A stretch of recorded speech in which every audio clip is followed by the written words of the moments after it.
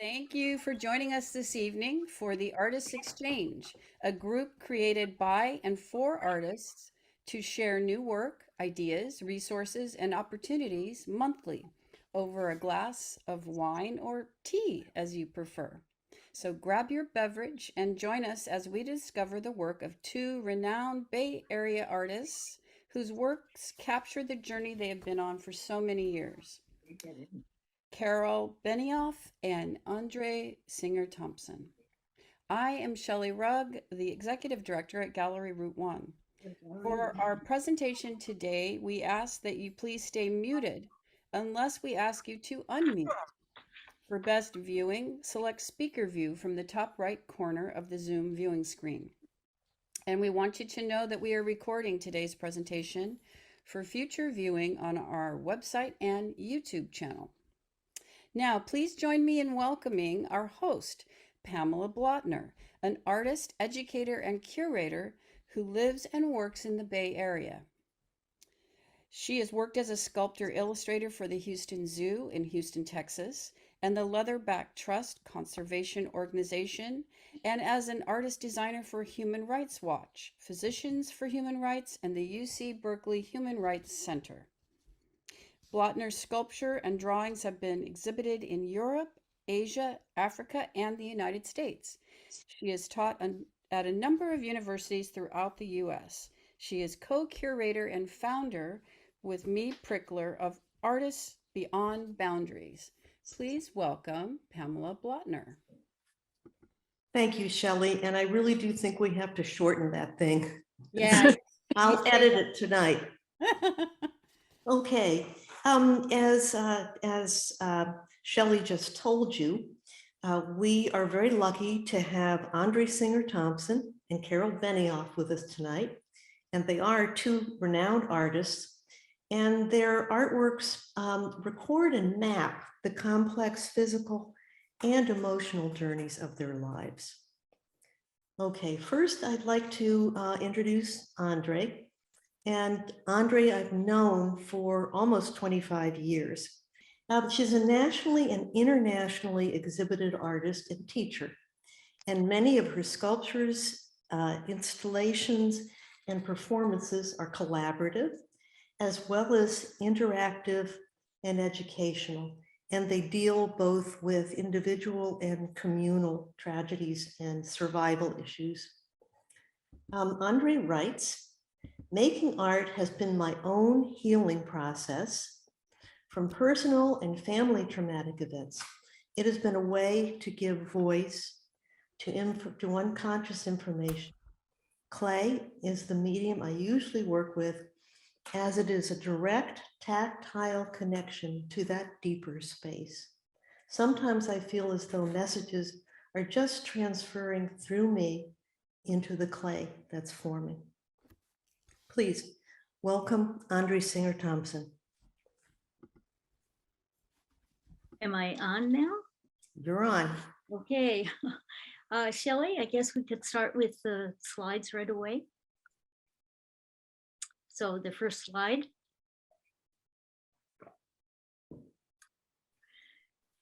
The work I'm showing today are pieces that I have made which reflect my belief that making art acts as a healing force for experienced trauma, which I learned from my own experience. This chimney sculpture, for example, was one of the first sculptures I made in reaction to the Holocaust and other personal traumas, and of my belief in our resilience. While referencing fire, I always included water and new growth when showing this piece, which now lives on my front lawn. I can't talk about the works which I call resilient survivors without revealing that I had a very dysfunctional childhood. It included family Holocaust murders of most of my father's 9 siblings on the left and their families. It included my parents' addictions, which led to their ultimate suicides, and the years of chaotic living for my sister and brother and me into early childhood or early adulthood. Making art became my survival, a grounding space to feel safe, to find myself, to feel sane in an insane world of my childhood. It still is my form of coping and healing, and it has often saved my life.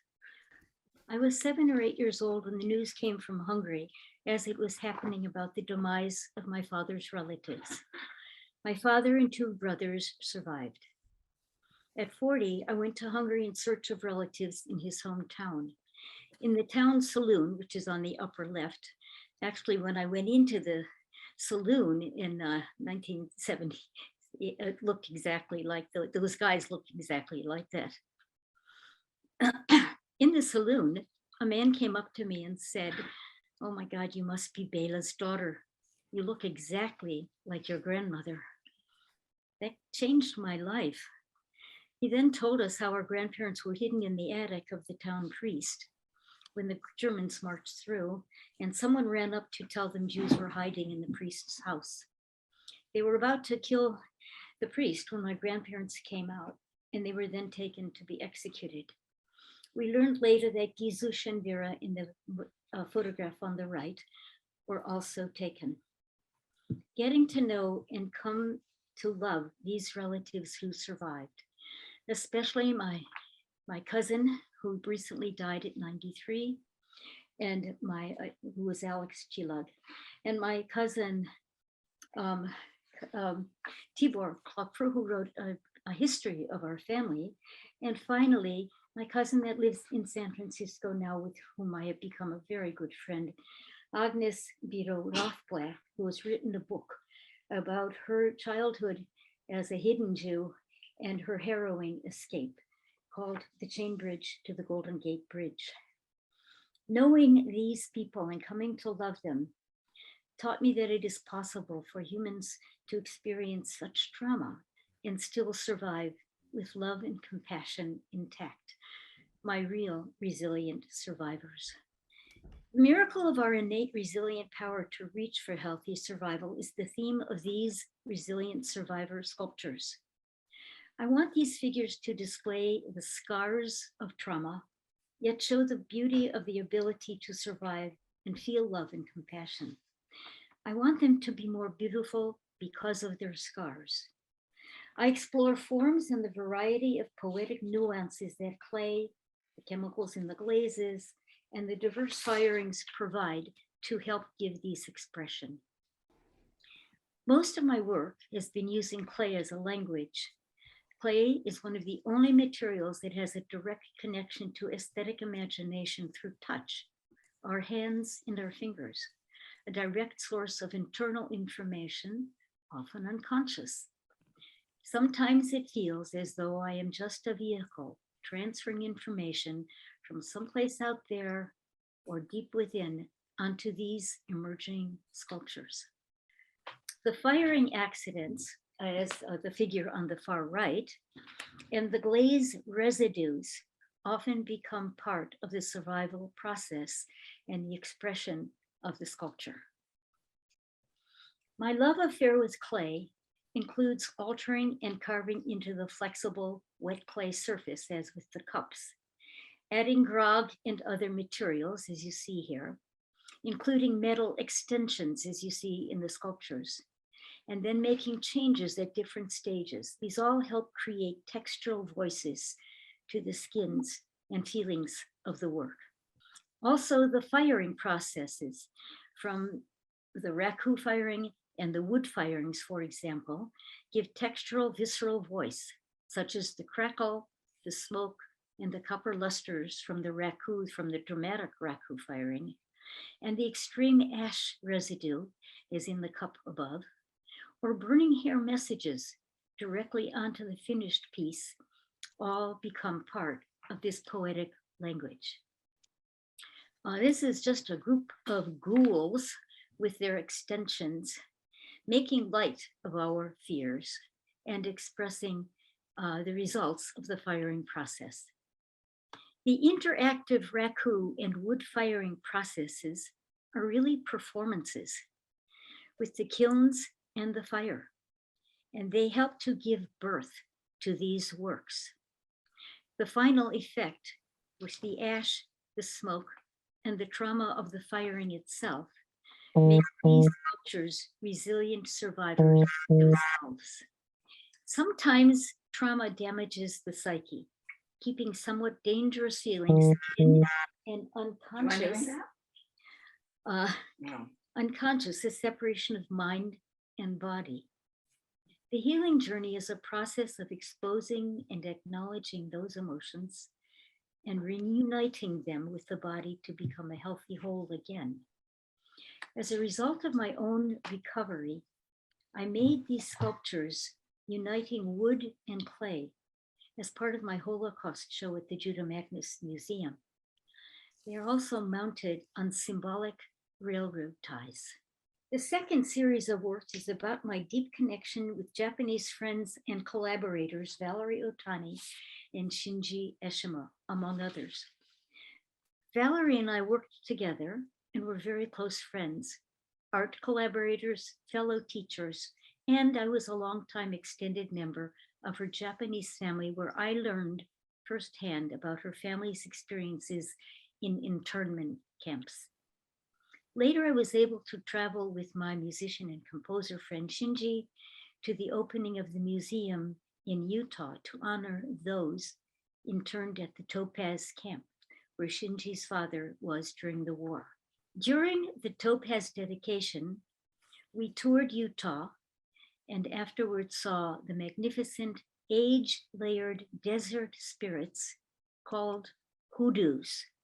When I returned, I made these sculptured figures. Obviously, they were inspired by the hoodoos, but I dedicate them to the desert spirits of Topaz. The next is a detail of these sculptures. My interest in survival resulted in this installation about the amount of drinkable water left in the world. My interest is now about the environment. On the wall of the Richmond Arts Center, Guillermo, the state Kern County fish, was at the time seen as a survivor. Unfortunately, it has since become endangered again. The installation included a globe dripping world water and children drawing images of endangered species. I also invited local people to write messages of hope, which I put on the back scales of this piece. My interest in and growing concern about environmental issues inspired me to found a class in 2005 at Laney College in Oakland called Eco Art Matters that brings creative solutions to environmental and social justice issues with guest artists and scientists, political art activists, etc. Students do research on an issue that resonates with them, then they create an artwork that is then shown or performed at a gallery at the end of the semester. Since I still believe that the environmental crisis is the most important issue of our time, I am grateful that it is still being taught by Sharon Siskin and Minouche Romorotenia. Thank you. My best friend and father of my children was Roger Thompson, who died a year ago this month. As he died, I cut his hair. Afterwards, I made these porcelain eggs to hold his ashes, and then I burnt DNA messages onto them from his own hair. And I inscribed his name on each egg for everyone in the family. Making these eggs was my mourning and healing process, just as making art always has been for me. Finally, much of my teaching has been dedicated to children at risk, mostly inner city and immigrant children from war-torn countries, based on my belief that making art is a form of healthy survival.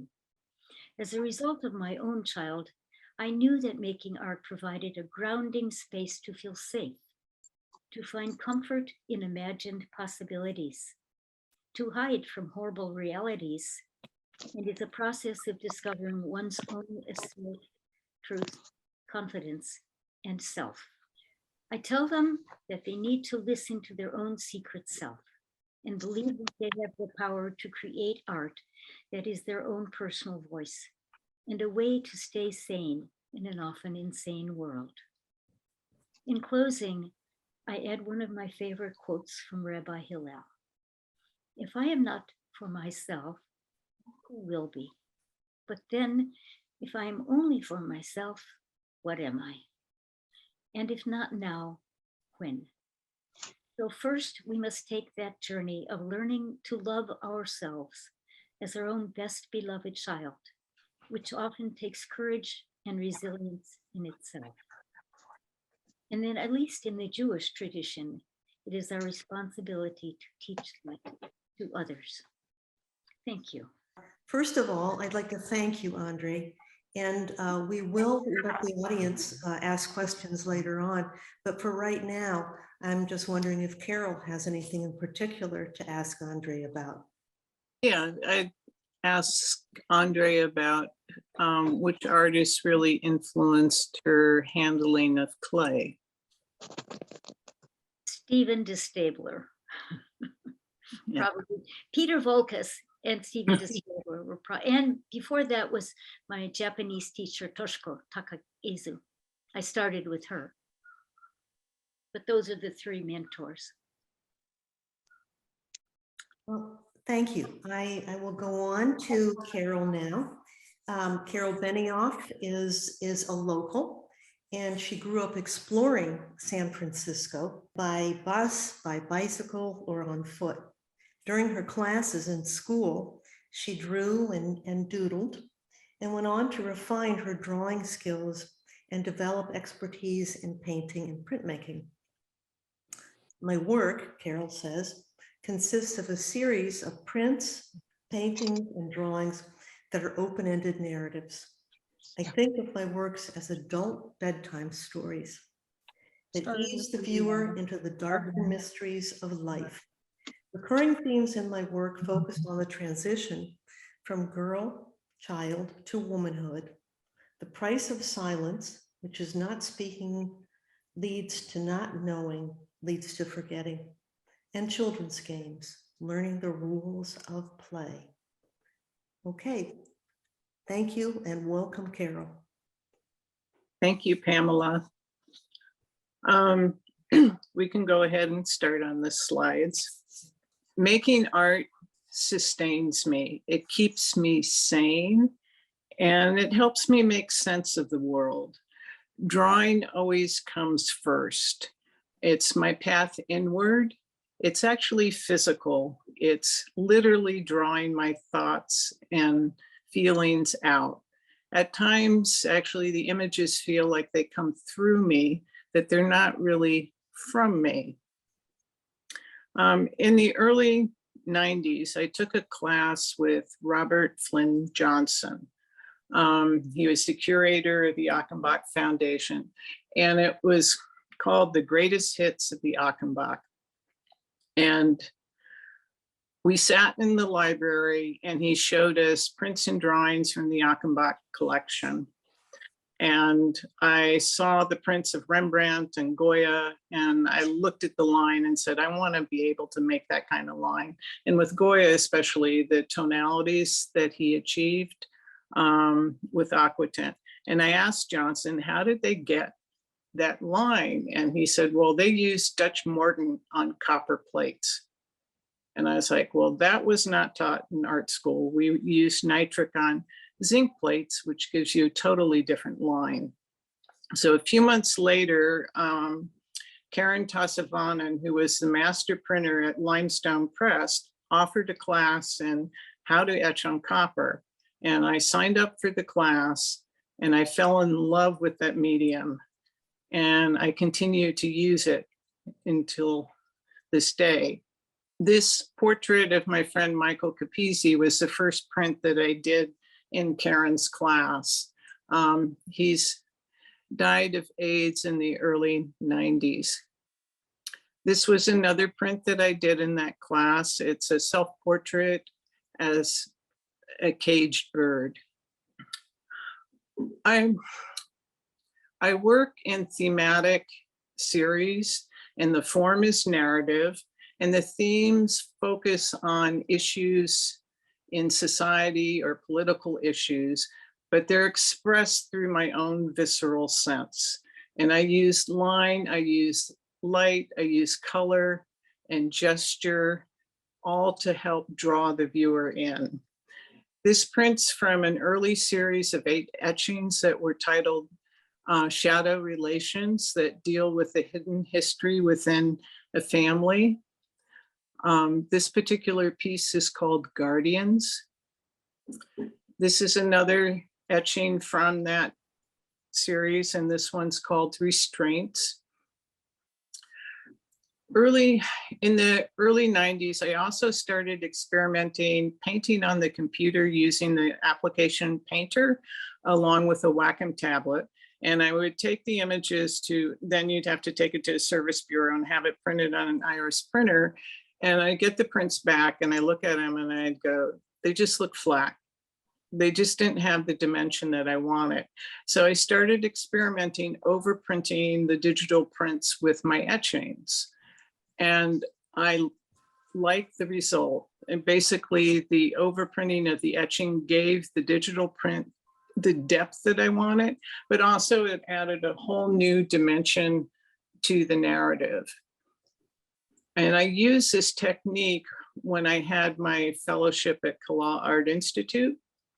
And during that fellowship, I developed a series of prints that dealt with the transition from girl child to womanhood. It's a transition that is not marked or honored in our culture. And that particular series, I broke it up into 4 different parts. And the first part was called The 4 Gifts. And this is the first gift. It's the gift of blood. And this is the gift of sex. The next part of the in the series was called Guardians, and that's really with the adults or your peers or your parents in your life, where they're either trying to help you or hinder you or guide you through this transition. This particular piece is titled Secrets. The next part in this series was titled Passages, and that has to do with the stages or doorways or passages that you travel through in the transition from child to woman. And this particular piece is called What More Will You Ask of Me? The final part in this series was the 12 Covenants, or the unspoken rules of growing up female. This particular covenant is attend to others, no right to oneself. This one is, I'm going to forget.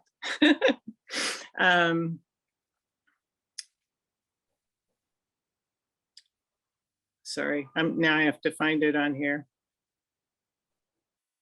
It's, become what others need, the conduit for connection. This one is let authority speak, forget what you know to be true. This is in the same series, but done much later. It's also an etching combined with a digital print, but it's also combined with stencil and viscosity printing and watercolor.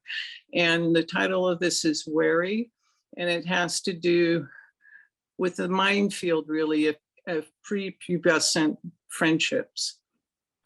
Another series that I've worked on is called Children's Games, and it has to do with learning the rules of the game or learning how to be in society, but it also deals with discovering your own identity and trying on different identities as you're growing up. And I often use masks to express that playfulness of trying on different identities to see which one might fit. And the pieces are often named after the game. So it would be like, this one's Piggyback, this one is called Tags, and this is viscosity print in aquatint with watercolor. In the early 2000s, I started a series called The Price of Silence, which deals with the cost of not speaking up. This was the first in the series. It's a diptych etching. It's etching in aquatint over a digital print with chincolet. This one is called Unnecessary Beings, and it deals with the people who have been disappeared. This is also an etching with aquatint, but with watercolor. This one is called Regards, and this is an oil painting over a digital print that's on paper and then mounted on panel. And this deals with the people who are discarded, basically left to sink or swim on their own. This one is a monotype with gouache, and it's called What Cannot Be Seen. And it's where we turn our back on the true cost of how we live in this world. This one's called All the King's Men, and it has to do with the cost we pay when the politicians we elect refuse to acknowledge or deal with the corruption that surrounds them. And this is an oil painting over a ghost monotype on paper, and it's also mounted on panel. This is a triptych that I finished this year. It's an oil on canvas, and it's called Death Amongst Us. And it has to do with the damage that is done to people who happen to live in a war zone.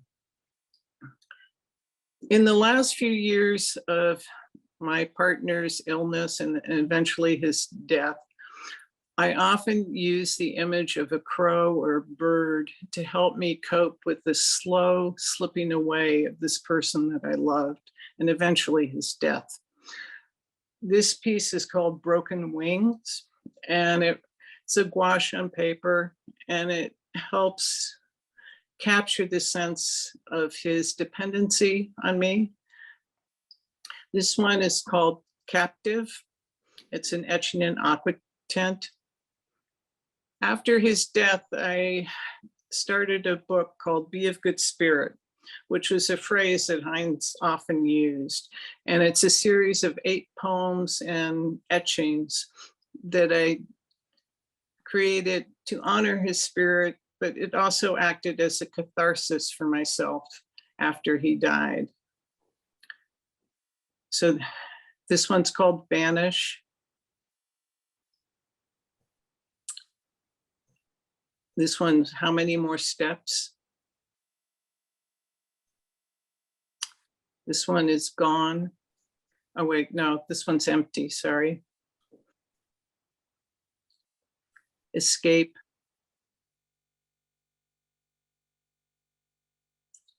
And then Gone. Recently, I started a series called Fallout, and it deals with the emotional toll on us for climate change.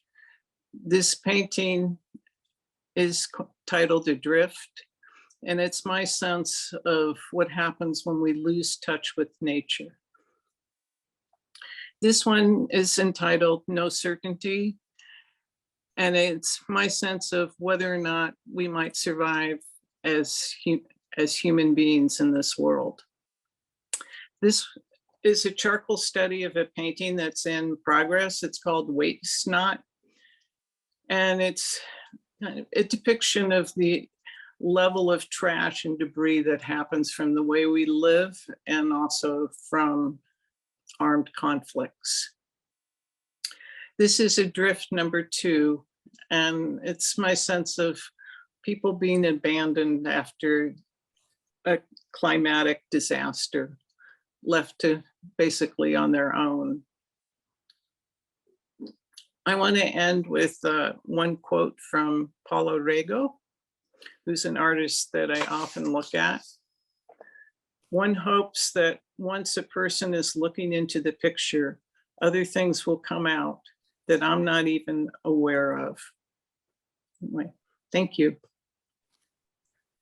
Thank you, Carol, very much. Normally, I like to ask the first question, but I think in this situation, there's so much to say, and you guys have brought a record attendance that I instead would like to give Andre the chance to ask you a question and then open up the floor to our viewers. You know, Pamela, I don't really have any questions. I am just in awe of her work. And I wanted to thank you for setting us up together, because Carol and I knew each other, but not as well as I know her now. And one of the first things we did was visit each other's studios. And when I went, I ended up staying 3 hours and looking at these and becoming totally involved.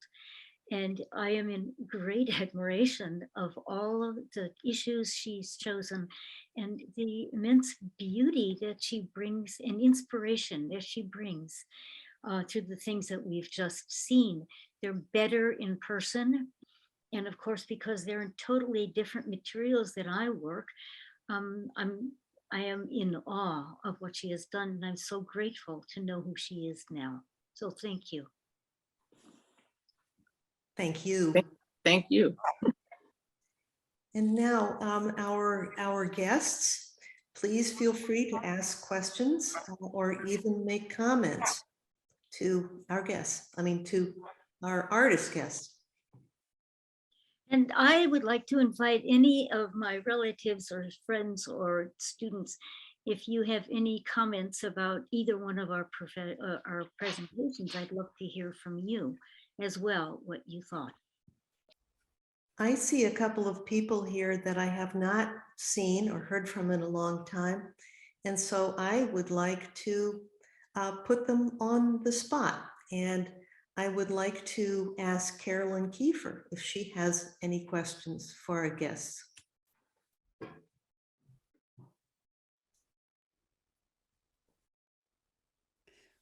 Well, after Carolyn, we can come back because we did have a hand raise from Ren. And I meant Catherine, sorry. Oh, Yeah, Catherine. I just I just unmuted myself. Well, Andree's work I am familiar with and I love, and I know Andree's story. This other work, I'm totally struck by especially that second to the last series is absolutely stunning. I mean, just the depth of it, the subtlety, and yet the strength of it. I was very, very impressed. I don't have a question, just admiration for both of you. Thank you. Shelley, you said someone else had raised a hand? Yes, Ren. Hi, how you doing? This is Ren. Andree is one of my heroes. I was her student for several years, and I'm always blown away and just so deeply moved by her sculpture. And I'm just so happy you're here tonight. And for Carol, I just wanted to say your work is amazing. I could go into it, but everybody knows. But I wanted to ask if your book of poetry and images is out. Is it published? Actually on lulu.com, you can purchase it. I made a digital version of it. So if you just look up my name on lulu.com, you can find it. Thank you. That's wonderful. Yeah. It was really touching. And what an amazing memorial to your loved one. And same with you, Andree. Those eggs were just incredible. I mean, they were beautiful, but the idea behind them, the thought that you put into it was just incredible. So I'll shut up now. Good night, everyone. This is Jeannie O'Connor speaking, and I love those presentations so much. And they're both extremely moving, emotional work, but still very competent drawing skills and very touching, very touching. So thank you both. John will second that. Yes. Very good. And beautiful work. Just loved it. Yeah. Selma? Yes, thank you, Andree, and thank you, Carol. I'm so honored to see your works again. And Carol, I'm watching for the first time your originals, and very moving. You both have told such personal stories in such effective way, you know. It's really an honor to watch you and be close to you and know you, you know, it's amazing. Very, very happy to see this today. Thank you. Yeah, I also just want to echo, there's a kind of a faith restored quality for me personally in seeing both of your work and understanding that uh, this is available to every human being to make work from their experience. I also worked with at-risk youth in the past, and the incredible, heartbreaking and incredible and wonderful. It just takes more bravery than I have right now to get out there and work with people that have so few resources. So my hat goes off to you, Andree, for your service in that regard, and to both of you for your talent. And just, I also just want to mention that my grandmother came from Jászároksáros in the county of Yas, above Budapest. And I don't know where your family is from, Andree, but she was one of 2 families that survived from the town of 50 families. Kind of similar weird miracles, like somebody just plucked them off the train, and I don't know why that happened. And we could talk sometime if you'd like to. It'd be my honor. Emily, thanks to you all for a really nice event. Thank you, Shelley. Thank you, Emily. And we have Karina. Oh, hi, I'm actually in the dark, so whatever is on the screen is what makes we change. Anyway, I just wanted to say both of you were very inspiring in a therapeutic manner. In other words, to use art to deal with some of the, I don't know what to call it, damage, psychological damage, emotional in your past, and to be able to express it in art is just wonderful. I also want to say to Andree that I loved seeing that you involved young people in this process, because I worry when I don't see children out playing outside. And I just went to a workshop yesterday about involving children in gardening and the importance of nature and all that, and physically having the children, put their hands in the dirt, move the plants around. So I love seeing young people art and being able to express themselves. So I'm always happy to know about that, because I think it's wonderful. Thank you, Karina. Thank you, Karina. Okay, I then. have a question. Great, Linda. Yeah, really wonderful presentations, and I loved seeing the range of your work, because I've just seen parts of it, of both of your work. So I really liked seeing the earlier work and then what you're doing now. But Carol, are you thinking of doing a book or a publication on the passages for young women?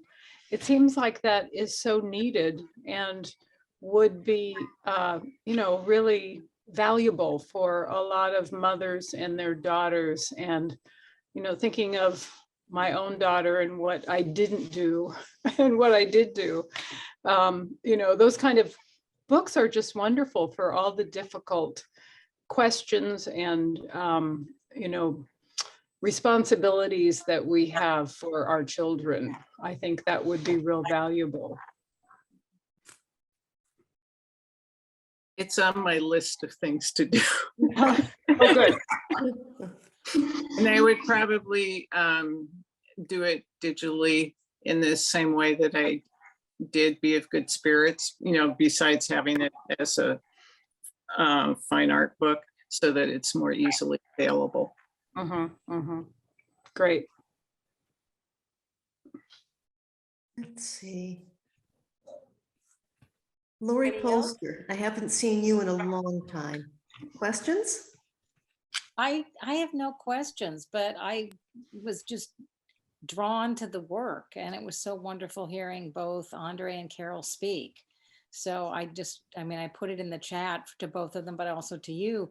Thank you for pairing them, because that's what makes it special too. I've obviously known Andree and her work for a long, long time.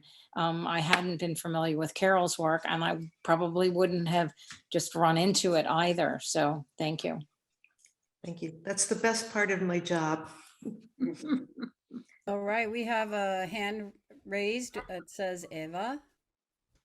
Hi, it's not Ava. I mean, she's here too, but I'm married to her and I'm Andre's son. And so I obviously am familiar with my mother's work, though I did not expect to see the eggs as part of it. But of course, it thematically totally makes sense, Mom, that you would include that. I guess I just wanted to say that while both of your work is so serious and potentially dark, they both just feel such a strong message of survivor that it's very inspiring.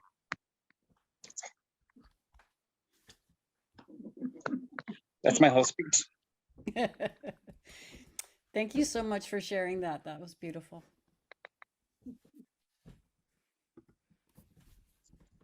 What does Mary Curtis Ratcliffe have to say? What'd she say? I I agree with Andre's son that the work is very dark, but it's very elegantly dark. It's very beautifully done, and the various techniques that Carol uses, superimposing one image on top of the other and adding color, I found really fascinating. And I've known Andree for a long, long time, and we are lucky to have a few of her pieces in our collection here. And we saw the eggs when we went to an open studio recently, and that was wonderful. And it's just so deep, you know. And I just think that both of you use art as a healing medium in both very different but very elegant ways. Thank you, Mary Curtis. Welcome. This is Elizabeth Shear, and I have to take this opportunity to say that Mary Curtis and Elizabeth will be our November presenting artists. So say something great, Elizabeth. I highly recommend it too. Yeah, I've known both of you for a long time and admired your work and yourselves and your dedication. It was great seeing what you presented and the narrative that you created, and got to know you even in a deeper way, and that was super meaningful for me. So congratulations. And Pamela, a wonderful pairing. So congratulations to you too. Thank you. Yes, Pamela, even I want to say, now I realize it's really good pairing. Like, it's amazing. And I appreciate Andree, and I'm so happy you introduced Carol's work to us. Even I just found her website, and Carol, now I'm going to study your work. I'm so happy I can see it again, whatever you showed me. So great. Thank you. Thank you again. Thank you. Christina? There you Yeah, are. I always love going to Andree's studio and visiting all the little beings that she's created. And I especially love the ones, I find a lot of them to be very humorous with their springs and their wobbliness and goofiness, and it's always a delight. And Carol, the things you had on the wall when I was working there at your place gave me no idea what you're really up to. I am just completely blown away. I am so stunned. I just can't even, your work is amazing. So I'm really, really happy that I had a chance to see it all, or what you shared. Thank you. We also have Jan with hand raised. I actually would like to ask a question of Carol, because as I look at your fabulous work, there's also a really strong cinematic quality to your prints and to a narrative that continues to unfold from one image to the next, so that one feels propelled into seeing more and to wanting to know what comes next. And so my question is, as you develop your series and your work, do you script your images? Interesting question. No, not at all. I mean, some things I do a lot of studies, but sometimes not. I mean, sometimes it just, I just start working on them. Yeah, I've never scripted. I mean, I've worked in illustrating books, and so yes, then you do dummies and you script, and there's a movement through the book, but I don't do that for my own work. Interesting idea, though. Okay, Shelley, let's do it. All right. Well, I think for the remainder of the hour, we would like to open the floor to anyone who would like to share any artist opportunities, ideas, resources with the group.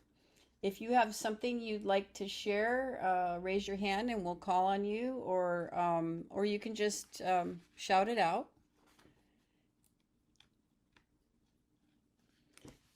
And we will also be sharing some things. Oh, Nico says he doesn't have a microphone. Okay. Thank you for coming. Yeah. Well, I guess I could start and let everyone know about what's happening at Gallery Route 1. We are open, our application period is open to get new artist members to join our gallery. And the deadline for that is December 31st. And so I will put a link in the chat for applying to that. Hold on a second. And also, we have a juried show, and that one, oops, is juried by Jeremy Morgan. Many of you may know him. Okay, Christina, you have something to say?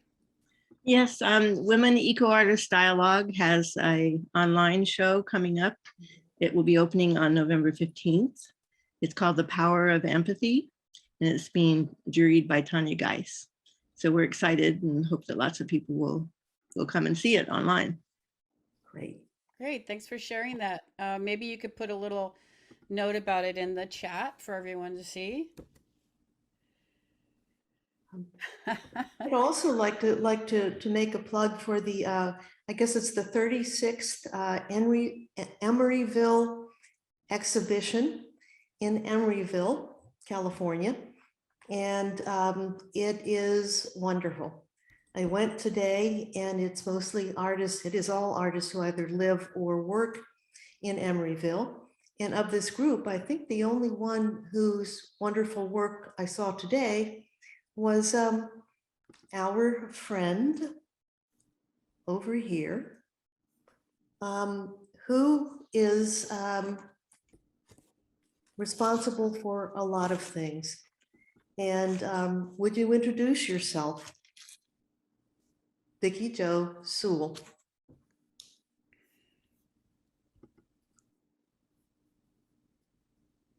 You saw Jeannie's work too. I did. That's right. I don't You see did. them. Yes. You saw Jeannie's work too. And I think you saw Selma's work. Selma's work. Selma, Yeah. that's a You department. saw her from painting you. It's too. You wonderful. might not have known it, but you did see her. Yes, I did. I did. Anyone Yeah. else? Me. Who? Lulu, are you there? Yes, I'm here. I didn't see your name. Lulu, you saw Lulu's work. Right. On my work, I'm Bonnie. That's great. Bonnie's work. Oh, Yes, Bonnie, you're Bonnie here gave a too. lecture. Yay. Yeah. Yes. Well, all of them are terrific artists, and it's well worth going to the show. It ends a Sunday, you guys. Sunday's the last day, 11 to 6. Yeah. At the public market. Right. And I've been in every single show for 36 years. Just so you know.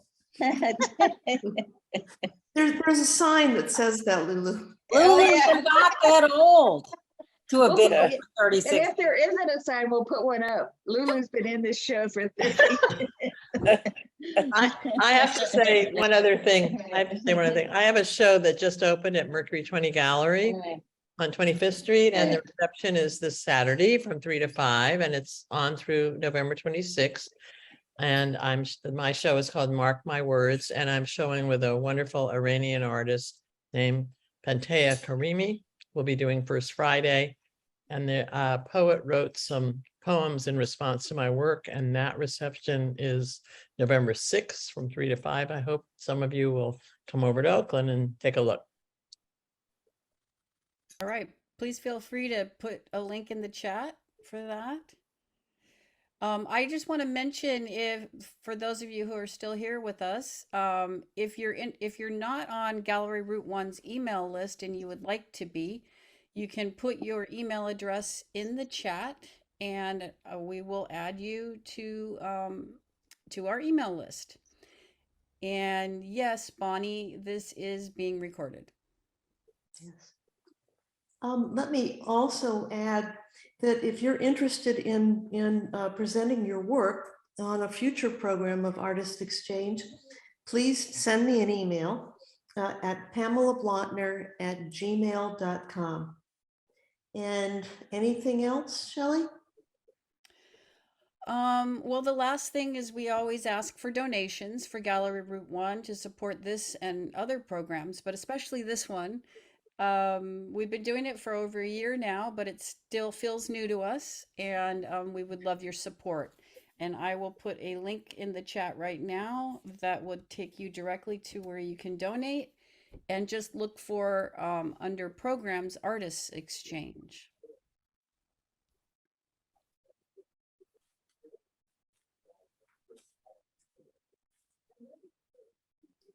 All right, we got a few email addresses. Thank you for that.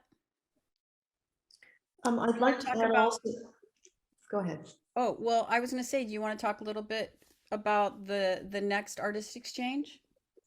I certainly can, but I also want to say that the curated show that's coming up is called Seen and Imagined, so that should excite you.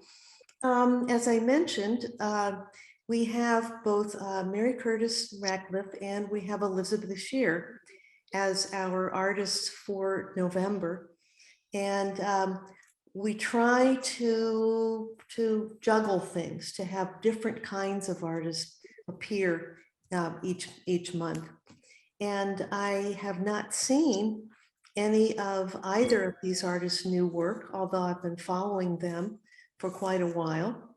And one of the things that we try to do on Artist Exchange is find artists who are simpatico, but not the same. And I think in this case, we've done it. As usual, Pamela, you're fabulous that way. We have a hand raised over here. It's Emily again. Go ahead, Emily. Yeah, thanks. I don't know if this is appropriate, but would you want to talk about the members show, which includes the Betty Woolfolk work? Or just mention that there's going to be, in fact, a members show that includes Betty Woolfolk work? You mean there's going to be a Betty Woolfolk show that includes artist members' work? Oh, that perfect, even better. Yeah, opening at Gallery Route 1, November 19th. In the project space, we will be having a commemorative exhibit of the work of Betty Woolfolk, who was the leader at Gallery Route 1 for many years, until she passed away. And Emily gave us her collection, and we're going to sell it to raise money for the gallery. And to fill the space, we also invited all of our artist members to put up some small works for sale. And so we would really love for you to come out for that. And the center gallery is going to be our artist member, Will Toms. He's been a longtime member, and in our small annex gallery is one of our newest members, Ellen Vogel. So it should be a really wonderful show. Hope you can make it. Shelley, I have to ask you, because a lot of these people may not know, to tell everyone what being an artist member means.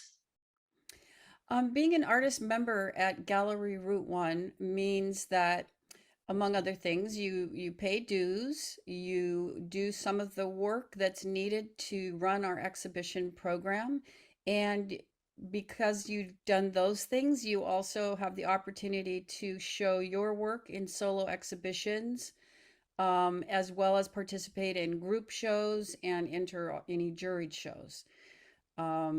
So it's a nonprofit gallery, so we also have programs, and all of our artist members shape what Gallery Route 1 is.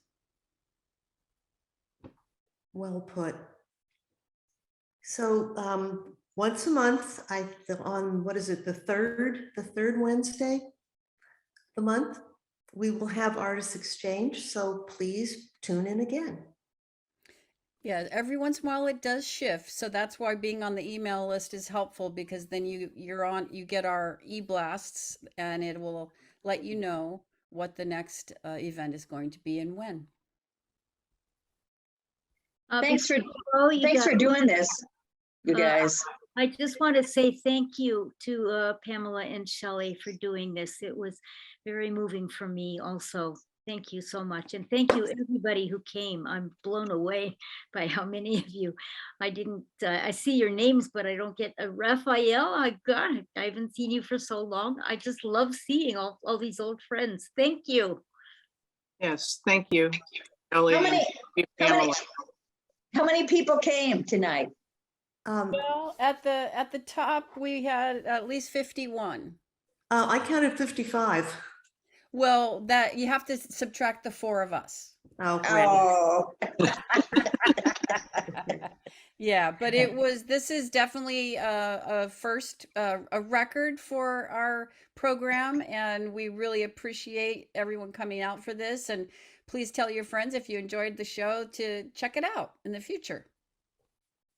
And thank you, Shelley. Without Shelley's expertise, we'd all sort of be wandering around saying, where are the slides?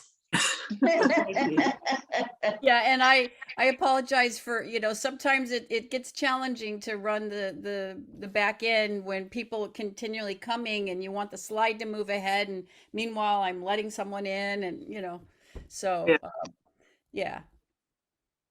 Understand. All right. Well, if no one has anything else to add, I think that's a wrap for our program this evening. And again, we are so grateful to our artists, Andree Singer Thompson and Carol Benioff, and to Pamela for bringing them together, for all of you, and for all of you for showing up. And we hope we'll see you next month at the Artist Exchange.